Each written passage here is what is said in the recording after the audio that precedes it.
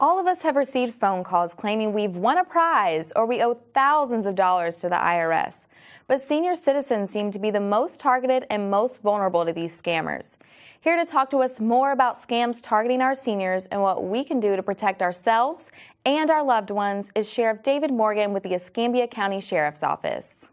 Welcome, Sheriff Morgan. We're so happy to have you on Coming of Age. Honored to be here. Thank you.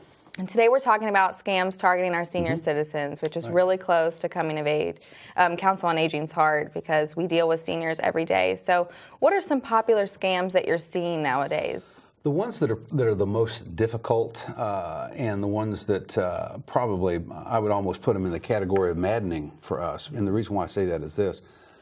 You know, we have this, especially in law enforcement, but I think actually anyone that has parents or grandparents, we want to protect those, and keep them from harm, keep them even from embarrassment as they get older.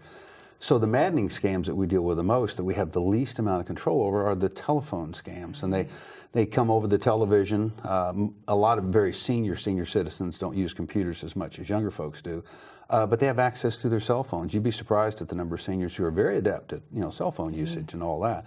So the access to them is everywhere.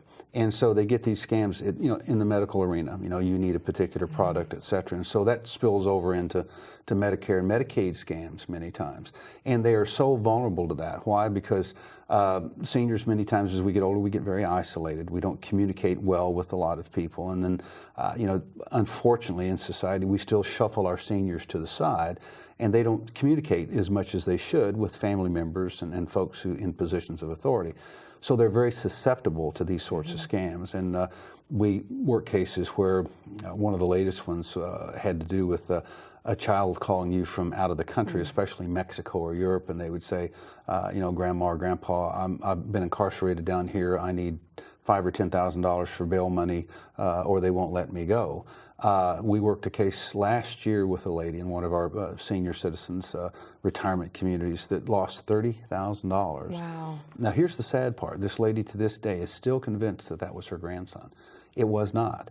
So in today's informational age, I can get on the computer, as you well know, because we have little or no privacy today.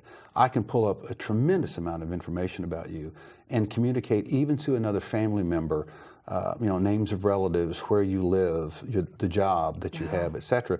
So even when seniors say, well, I want to quiz my grandson, if you will, is it really you? She was convinced that it was her grandson. And so she wired him some money for $30,000. We're chasing shadows with these sorts of scams just about the time that we identify where they're coming from, et cetera. And unfortunately, so many of them come out of Canada, by the way. And now we get across, country lines, and it becomes an issue of international relations and how, cooperative are other governments. And so it becomes this huge, gargantuan thing, this mountain we have to climb to even get access to, and then talk about, stopping them in prosecutions. In the internet, computer age, they shut down here and pop up back over here. Well, you're absolutely correct when you said that seniors are isolated, which makes them more vulnerable. They seek that socialization, even if it is with a scammer. So what are red flags that seniors can look for? Well, as we tell them, it's a very difficult thing to do because understand something, we need to all grow old with dignity. All right, and while we know that we're going to revert almost to being childlike at some point, if we're blessed enough to live long enough, it's the rare person that doesn't need assistance. So, compassion is huge here. We become the caregivers for our mothers and fathers and our grandparents many times. It's important that we don't lord that over them. So what you need to do is to speak very compassionately and very lovingly to a family member and say, we need to protect each other. And so how about we set up a joint checking account to where you have access to your money, but you can only withdraw a certain amount of money without me being called and us talking about the purchase you want to make. And again, you do this lovingly and compassionately. And so therefore someone can't steal from you and empty your bank account. So simple things such as that is probably how I would first approach it with a family member. And then again, tell them that on their phone, if someone calls, just tell them that you need to call my son, you need to call my daughter, and here's their phone number, and hang up the phone. Right. But because again, seniors are so vulnerable to this sort of activity, you got to remember, it's a target-rich environment, and criminals will go where the target is, and that's why they target our senior citizens, because they are the most vulnerable. And I think one of the big ones that I've heard about recently is the IRS. My own grandmother's almost 80, and she receives, I would probably say, 5 calls a day saying that she owes money to the IRS. So I try to stress to those that I talk to that if they're calling you from the IRS and leaving you a message saying you owe money, chances are that's not true, and you shouldn't call them back. Well, and again, you will get, for those again who don't know, and stress to your family members, that's not how the IRS communicates that, obviously. You'll get a certified letter from the IRS telling you specifically where to go to.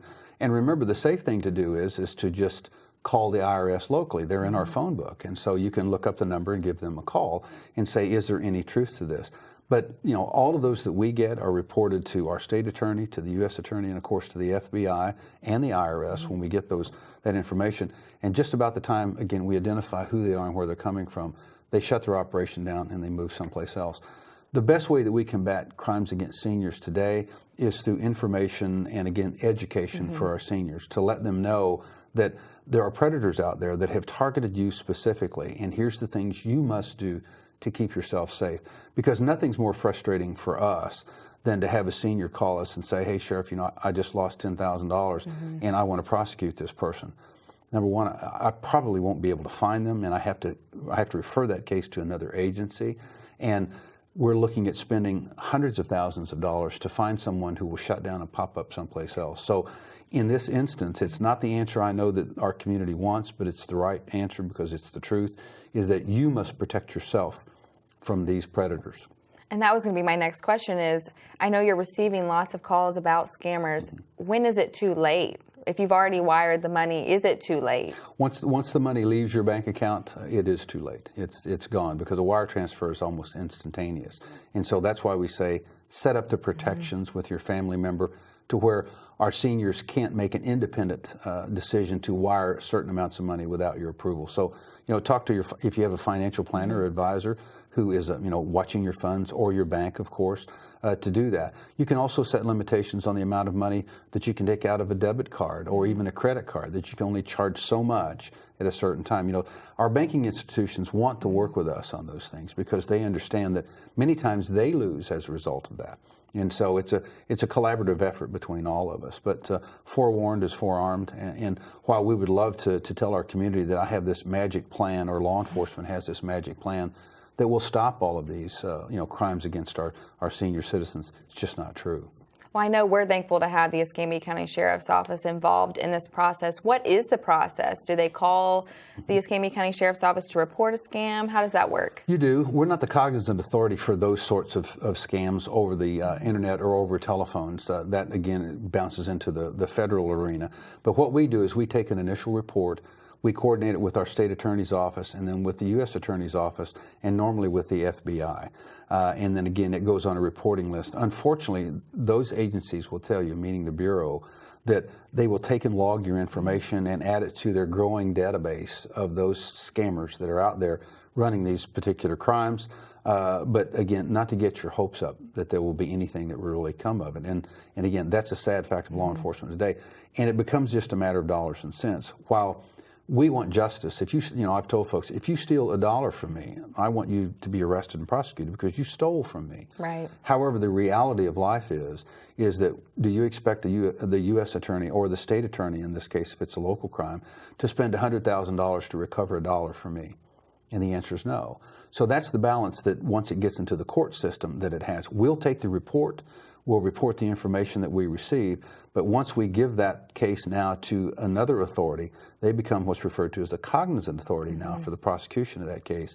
And that's strictly their determination as to whether or not they move forward with it. And the reality of the system is they will not. It's just not cost effective to do that. Well, what is the basic contact information for how seniors can get in touch? You can call even our central dispatch. When you think that you've become a victim of a crime, an officer will be dispatched to take an initial report. It's a non-emergency, obviously, and that number is 436-9620. That's 436-9620. Just briefly tell the dispatcher what you believe has occurred, and they will dispatch an officer to take an initial report, and that starts the process. Wonderful. Thank you so much, Sheriff Morgan, for being on the show today. Honored to be here. Thank you.